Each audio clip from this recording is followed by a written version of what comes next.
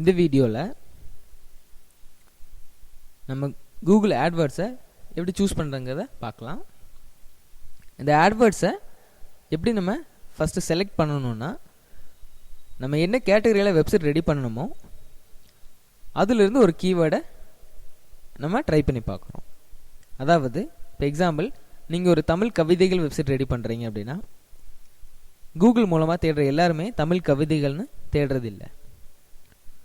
காதல் கவிதைகள், நண்பர்கள் கவிதைகள், அம்மா கவிதைகள், இது போல் வேறு வேறு வார்த்தைகள் மூலமாக தான் தேடுறாங்க.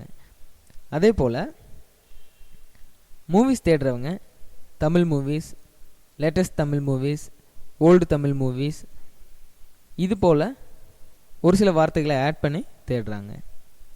சாங்ஸ் தேடும்போது latest songs, love songs, chat songs, old melodies, இது போல் கீவேர்ட் மூலமாக தேடுறாங்க.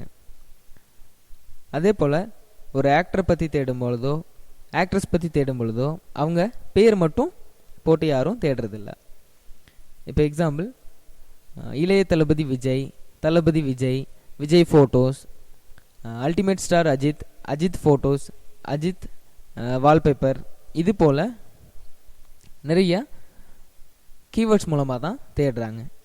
இப்போது இது போல் நம்ம என்ன கேட்டகரி வெப்சைட் ரெடி பண்ணுறோமோ அதிலிருந்து யார் நேமை வச்சு நம்ம வெப்சைட் ரெடி பண்ணுறோங்கிறதையும் செலக்ட் பண்ணிக்கோங்க.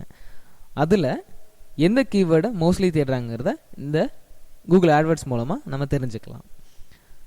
அதுபோல் நான் செலக்ட் பண்ணியிருக்கிற வேர்டு பார்த்திங்கன்னா இலியானா.